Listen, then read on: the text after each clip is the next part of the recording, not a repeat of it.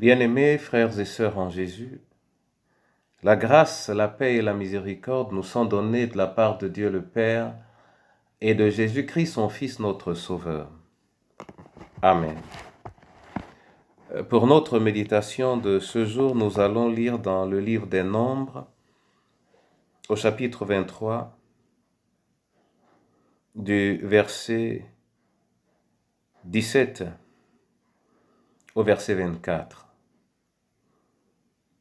Avant la lecture, nous allons chanter « Écoutez l'appel du berger ».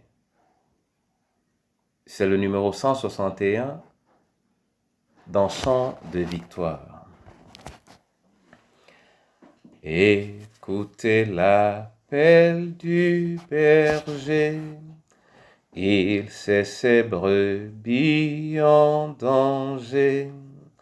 Il les appelle avec amour, espérant toujours leur retour. Cherchons-les, cherchons-les, savons-nous le prix d'une âme? Cherchons-les, cherchons-les. Le bon berger les réclame, mourant de froid, de soif, de faim. Les brebis appellent en vain. Jésus nous veut pour les sauver. Qui va l'aider à les trouver? Cherchons-les, cherchons-les, savons-nous le prix d'une âme? Cherchons-les, cherchons-les, le bon berger les réclame. Ne peut-il pas compter sur nous? Ne voulons-nous pas aller tous dire à tous ceux qui sont perdus que nous les voulons pour Jésus? Cherchons-les, cherchons-les, savons-nous le prix d'une âme? Cherchons-les, cherchons-les, le bon berger les réclame. Alléluia. Nombre 23, 17 à 24, là il est écrit. Il retourna vers lui et voici, Balak se tenait près de son holocauste avec les chefs de Moab. Balak lui dit, « Qu'est-ce que l'Éternel a dit ?» Balaam prononça son oracle et dit, « Lève-toi, Balak, écoute. Prête-moi l'oreille, fils de Tsippor. Dieu n'est point un homme pour mentir, ni fils d'un homme pour se repentir. Ce qu'il a dit, ne le fera-t-il pas? Ce qu'il a déclaré, ne l'exécutera-t-il pas? Voici, j'ai reçu l'ordre de bénir. Il a béni, je ne le révoquerai point. Il n'aperçoit point d'iniquité en Jacob, il ne voit point d'injustice en Israël. L'Éternel, son Dieu, est avec lui. Il est son roi, l'objet de son allégresse. Dieu les a fait sortir d'Égypte. Il est pour eux comme la vigueur du buffle. L'enchantement ne peut rien contre Jacob, ni la divination contre Israël. Au temps marqué, il sera dit à Jacob et à Israël, quelle est l'œuvre de Dieu. C'est un peuple qui se lève comme une lionne et qui se dresse comme un lion. Il ne se couche point jusqu'à ce qu'il ait dévoré la proie et qu'il ait bu le sang des blessés. Amen. Bien-aimés frères et sœurs en Jésus, l'histoire entre Balaam et Balak est une histoire très intéressante où, d'une part, un roi veut faire face à Israël et demande à un homme de Dieu de maudire Israël en pensant que une fois que Israël est maudit, alors les Moabites auront plus de chances de vaincre les Israélites. Bien-aimé, Balak, le roi, le souhaite tellement qu'il a insisté pour pouvoir déplacer Balaam. Mais il était étonné que chaque fois que Balaam a parlé, au lieu de maudire comme le souhaitait Balak, il bénissait. Et si Balaam bénissait, c'est parce qu'il s'est fait obéissant. Il est prophète de Dieu, il parle pour Dieu, alors il dit ce que Dieu dit. Voilà une chose qui souvent manque à cette génération remplie de personnes, j'allais dire envieuses, désireuses d'acquérir des biens et qui sont prêtes malheureusement, même dans le service du Seigneur, à se détourner des recommandations claires et saines du Père pour pouvoir gagner quelque chose. Mon frère et ma sœur, ce vers quoi j'aimerais nous orienter est peut-être ce que nous avons dans le verset 23 et qui peut rimer avec la période que nous traversons. Il y est écrit « L'enchantement ne peut rien contre Jacob, ni la divination contre Israël. Au temps marqué, il sera dit à Jacob et à Israël quelle est l'œuvre de Dieu. » Mon frère et ma sœur,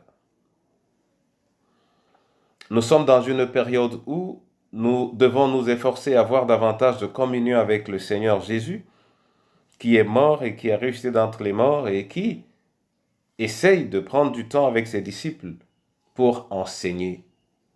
L'enseignement a pour but de refonder, d'édifier, afin de rendre celui qui est enseigné capable de faire face à son quotidien. Ainsi, cette portion de la prophétie a tout son sens par rapport aux promesses qui sont contenues dans le sang de Jésus. Parce que le sang de Jésus a pour but d'ôter le péché du croyant, et c'est par le péché que le malin entre en nous. Ça veut dire que si nous sommes libérés du péché, alors le malin n'aura plus de possibilité de prendre place dans aucune sphère qui constitue notre être. Et c'est dans ce sens que cette parole également est dite. Le peuple a été choisi, le peuple a été déterminé, le peuple a été envoyé, le peuple est en train d'accomplir la portion de mission qui lui a été réservée. Et si le peuple demeure fidèle, alors des choses merveilleuses seront accomplies à travers ce peuple. Il est dit ici que parmi ces choses merveilleuses donc qui vont se déployer, l'enchantement ne peut rien contre Jacob, ni la divination contre Israël. Ça veut dire que, quel que soit l'enchanteur, quel que soit le diseur de bonne aventure, quel que soit le jetteur de sorts, quel que soit le sorcier, quel que soit le malin qui serait consulté contre le peuple d'Israël, ces pratiques n'auront aucun effet. Mon frère et ma sœur, à travers le sang de Jésus, ces pratiques ne peuvent non plus avoir aucun effet dans la vie du chrétien. Car lorsque le chrétien s'est engagé à vivre loin du péché, il s'arme également pour pouvoir résister il s'entoure de la protection de l'Éternel vis-à-vis de toutes les éventualités.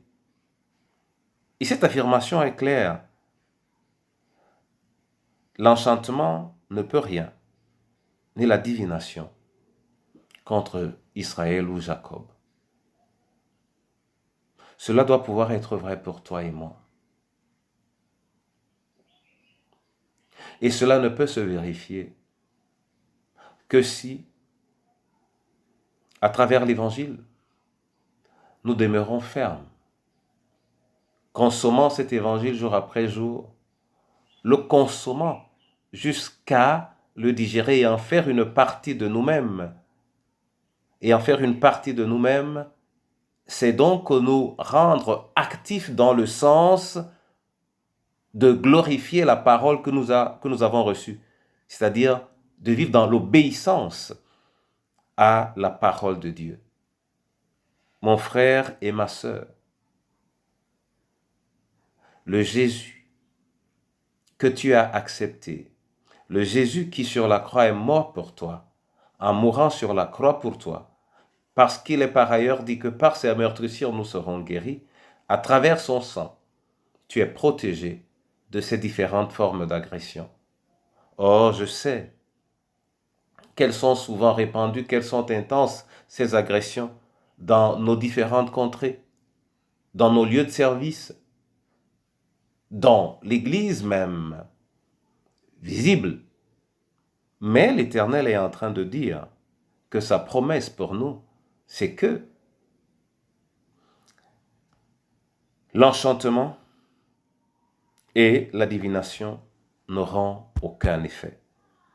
Que l'Éternel t'accorde la grâce d'une marche qui préserve cette faveur dans ta vie, au nom de Jésus-Christ. Amen. Seigneur Dieu, je veux te bénir et te rendre grâce pour cette parole. Et elle est vraie que l'enchantement ni la divination ne peuvent avoir d'effet dans la vie de ceux qui te sont fidèles. C'est pourquoi, au nom précieux de Jésus, je rejette au loin tout ce qui est le fruit de l'enchantement et de la divination dans la vie de tes enfants. Au nom précieux de Jésus et par le sang de l'agneau, je détruis chaque marque nocive qui proviendrait de l'enchantement ou de la divination. Maintenant, Seigneur, accorde-nous la grâce de préserver cette faveur dans notre vie quotidienne, à travers une foi qui sans cesse s'exerce et croit pour nous amener à la stature parfaite des enfants de Dieu. Cette faveur, qu'elle soit l'apanage des veuves et des orphelins, qui souvent se sentent visés plus que toute autre personne. Que cette faveur soit la faveur de chaque famille qui t'invoque de manière sincère et qui te reconnaît, toi, comme seul vrai Dieu. Et quel que soit ce qui aurait été fait dans le passé contre ceux qui te sont devenus fidèles, que chaque trace, Seigneur, soit détruite dans le précieux nom de Jésus. Entre tes mains, ton Église, qu'elle puisse enseigner et véritablement enseigner, qu'elle soit capable de faire de tes disciples des pratiquants de la parole et non des auditeurs, et que ceux qui ont la charge de partager la parole soient en premier ceux qui la mettent en pratique dans le nom de Jésus. Viens et manifeste-toi en cette période particulière, au nom du Père, du Fils et du Saint-Esprit. Amen. Que le Seigneur, dans son amour, ouvre au-dessus de vous les écluses des cieux et qu'il vous accorde son onction, afin que ni l'enchantement ni la divination, à travers votre sanctification, n'ait aucun effet dans vos vies au nom de Jésus-Christ. Amen.